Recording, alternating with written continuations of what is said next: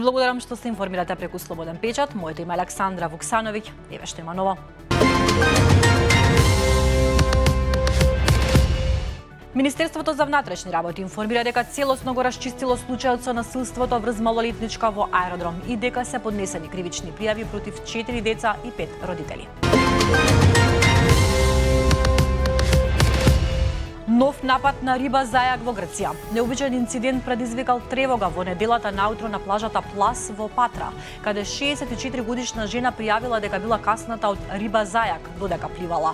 Според сведоштвото на жената, таа ја забележала рибата во водата, но немала време да реагира, пошто била касната за вратот.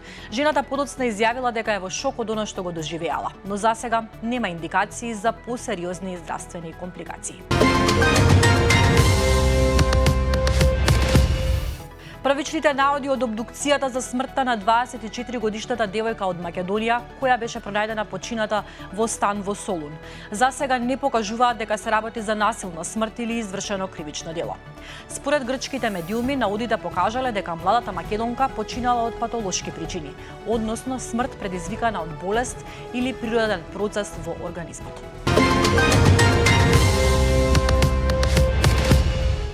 ГАК на барање на Слободен печат транспарентно објави дека за бебешки работи од тендерот годинава се потрошени 457.000 денари.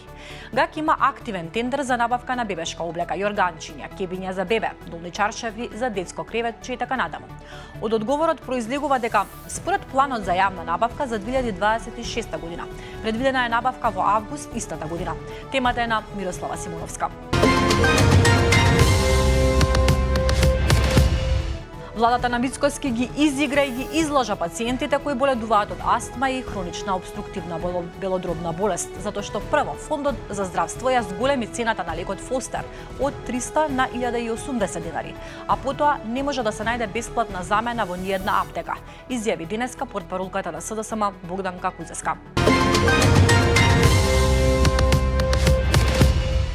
Во Македонија во моментов не постои можност за редовно пензионирање само врз основа на исполнет работен стаж.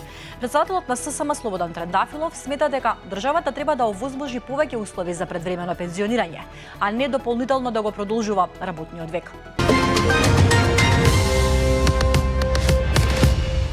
Даниела Димовска е нова председателка на Скопскиот кривичен суд. Председателката Гордана Силјановска-Давкова од Анкара порача дека на Европа и треба повеќе кантијанизам отколку макијавелизам. Од 36-тиот самит на НАТО, кој се одржува во Анкара, каде што лидерите на земјите членки разговараа за безбедносните предизвици и иднината на евроатланската соработка. Во пресед на официјалниот дел од самитот, Силјановска-Давкова присуствуваше на приемот што го организираше председателот на Турција Реджеп Тајип Ердоган. А Трамп не се откажува. Гренланд треба да биде под контрола на САД, повтори Трамп пред самитот на НАТО.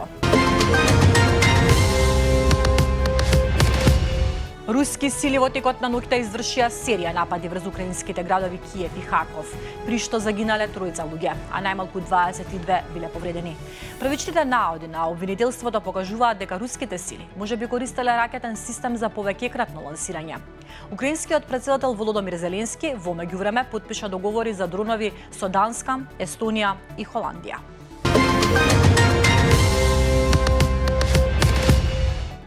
Иран ги нападна американските војни објекти во Бахреин и Кувајт.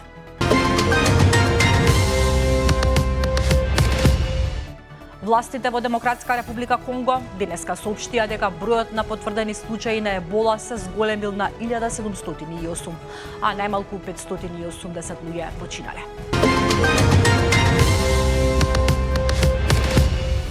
Златко Далиќ веќе не е селектор на хрватската фудбалска репрезентација.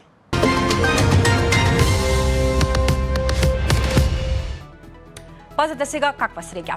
Еден навивач доживеа необично изненадување за време на надпреварот светското првенство во САД. Откако во последен момент купил билет, а подоцна сватил дека седи веднаш пред семејството на норвешката фудбалска звезда Ерлинг Халанд.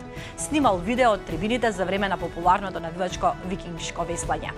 Дури подоцна забележал во чие друштво е на трибините. Ви благодарам што останавте до крај со нас. Многу повеќе вести побарајте на slobodnpečat.mk. Се читаме.